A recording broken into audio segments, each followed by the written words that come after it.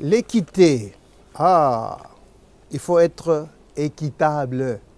C'est ça la grande valeur, l'équité. Il faut apprendre à savoir être juste. À savoir être juste. Quel que soit le visage que nous affichons. Si je suis noir, toi tu es blanc, toi tu es jaune, toi tu es, eh bien, ces choses-là, nous ne devons pas les considérer. Si nous avons été créés ainsi, de couleurs différentes, de cultures différentes, de tailles différentes, eh bien, c'est pour que nous puissions nous entreconnaître, que nous puissions nous estimer valables, que nous puissions nous apprécier. C'est-à-dire, quand je vois quelqu'un qui est plus grand que moi en taille, j'admire comment la création a été si parfaite.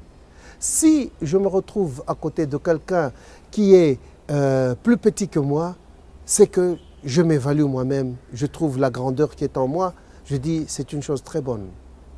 Eh bien, tout cela, nous avons été créés ainsi pour nous entreconnaître, pour nous connaître, savoir comment nous sommes différents.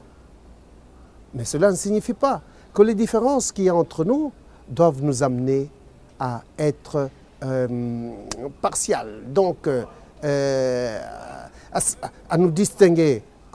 Donc parce que toi tu es grand de taille, eh bien tu vas avoir telle part de choses, tu vas avoir telle part de conseils que je donne, tu vas avoir telle part de biens matériels que je distribue, plus grand que chez l'autre. Non, apprenons à être équitables, donner les mêmes types de conseils, donner les mêmes biens, être équitable. Parce que nous-mêmes, quand nous sommes équitables, eh bien, nous en profitons nous-mêmes.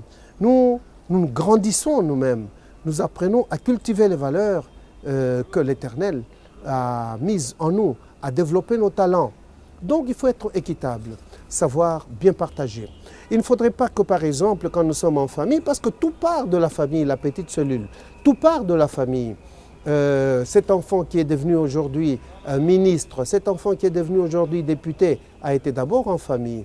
Et si il n'a pas su, il n'a pas connu, il n'a pas été mis en contact avec les valeurs positives, par exemple l'équité, eh bien, lorsqu'il prend des décisions, ces décisions seront toujours injustes, eh bien, la loi qu'il va concevoir va être adaptée à telle personne ou à tel individu. Et quand on lui explique que ce n'est pas comme ça, il ne va pas comprendre, tout simplement parce que nous ne lui avons pas appris la valeur qu'on appelle l'équité.